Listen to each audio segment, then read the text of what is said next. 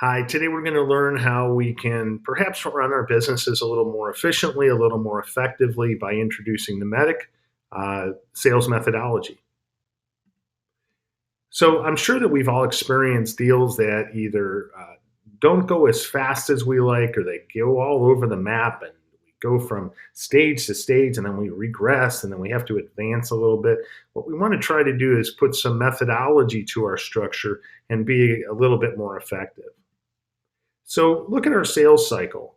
It starts with meeting somebody, it ends with closing a deal, and somewhere in between, there's activities. So wouldn't it be ideal? You meet somebody for the first time. Hi, I sell blank. They said, that's great. I'm looking for blank. Here's money. That's not the reality of our business. And invariably, we go from stage to stage, and then we stall, and then we go back, and then we progress, and then we go back, and then we regress. We've got to figure out a way to put some navigational tools in place to help us qualify deals, to help us forecast deals, to help us run our sales cycles more effectively. So we're introducing the MEDIC sales methodology, which has been proven for years to help a sales team agree when we do certain things. Maybe we introduce a proof of concept or a demo on a certain stage in the sales cycle after learning when they're going to purchase and how they're going to purchase and why they're going to purchase. This is a methodology that helps us eliminate happy years, and it helps us forecast more accurately and more predictably to run a better business. So MEDIC, as you've probably figured out, is an acronym, and there's steps associated with this. There's information that we want to gather throughout the journey of our sales cycle. The metrics are what our customers are using to discuss our solution internally, right? When they go to the CFO or they go to the senior executives for money, they're asking for an investment to deliver a business outcome. That might be something that we can help them quantify. It might be something less quantifiable, but just absolutely known and absolutely critical to senior executives, right? If you go to a top 50 brand and you talk about increasing their brand loyalty and brand equity, they're going to know exactly what you're talking about. And if you can help them do that, fantastic. If you can help them build and deploy new Domino applications faster for phones and tablets, well, that's fantastic. You're helping them deliver more with less, perhaps. How do we help them collaborate more effectively? Most recently, how do we help them enable all of the remote workers using BigFix to maintain business continuity with those new remote workers? So those are metrics. That's the information that our coaches provide to the economic buyers, and they in turn provide that information to CFOs.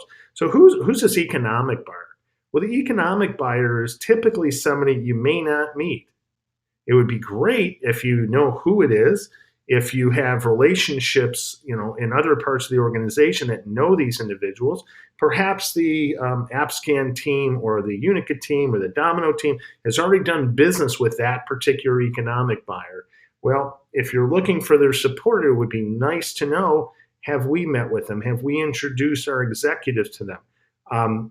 How do they feel towards HCL? How do they feel towards our products? Where are they getting advice and guidance from? Are they speaking to our competitors? Perhaps they're the funding source. Perhaps they're going to help you get to the funding source. But the economic buyer is as integral, and knowing that who that person is as integral as knowing what the business value is of our solution.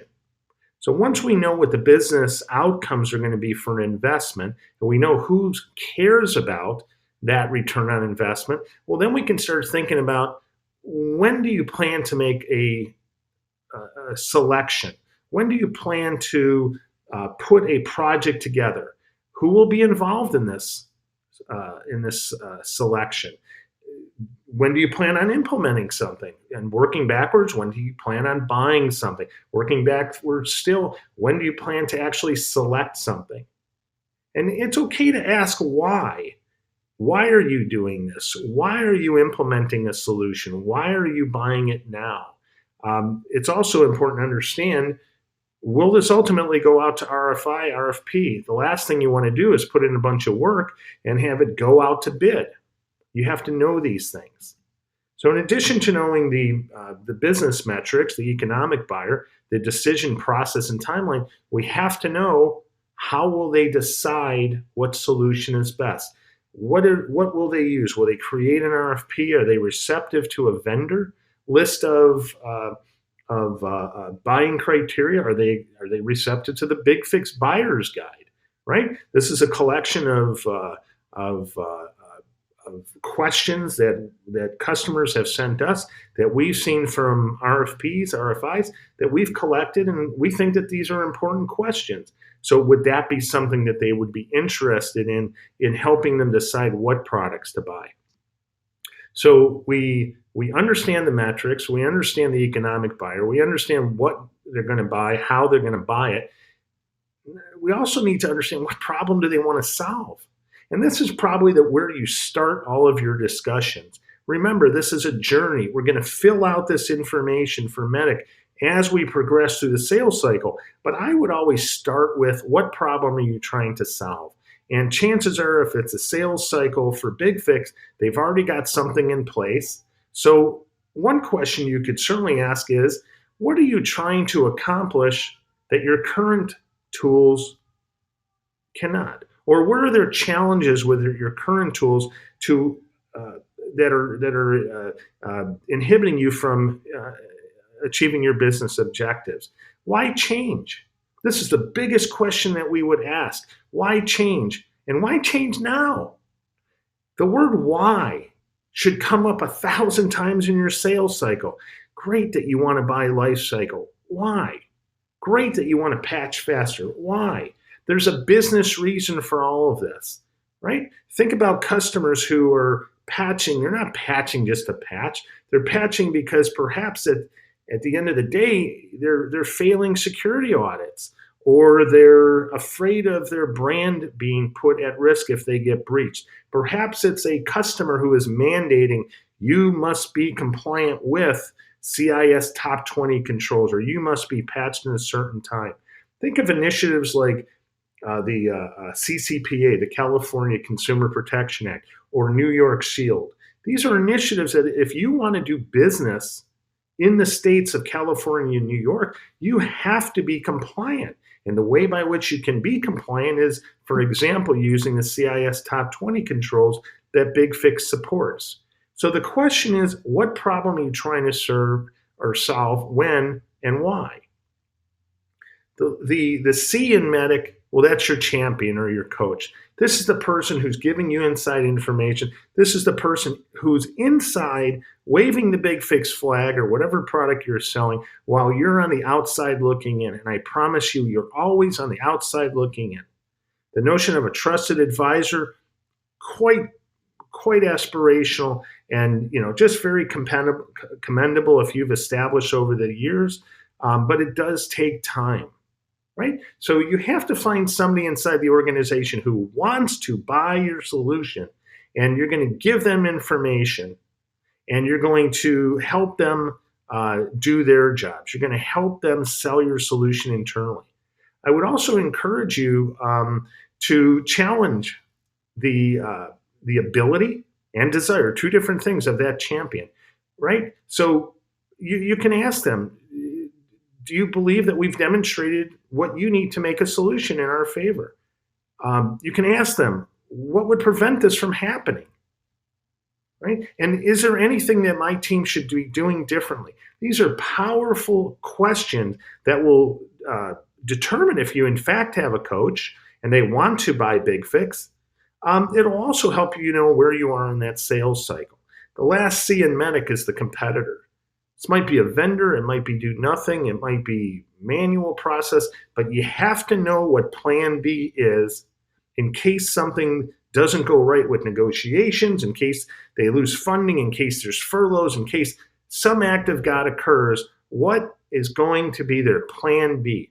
And rest assured, in today's day and age, nobody's approving technology unless You've looked at other options. You can't say that 3 months from closing a deal, you've got this thing locked up. There's no competition. I'll guarantee you they're going to find ways to formulate a plan B. They're going to search for something because they're being asked to do so. They may have a preconceived notion that your solution is the best one, but they have to find a contingency plan in case things don't work out. So we've created a win plan that incorporates MEDDIC. It incorporates what your actions are. It incorporates many of the questions that we're asking here. Use this. Work it. I would ask you to challenge yourself at every step of the opportunity. Why are they buying? Why are they buying our solution? And most importantly, why are they buying our solution now? Why do they have to spend money? Why change? Why are we better than anything else? And why do they need to implement our solution sooner versus later? I also ask you to challenge yourself with regard to our resources. You should ask yourself, can we compete in this business? Do we have a viable solution? Do we provide an exact solution? Can we win? And then lastly, is it worth winning? There's a lot of deals out there. We might spend a lot of time. We might quote win, and then we learn that it's a couple $1,000s and there's no upsell.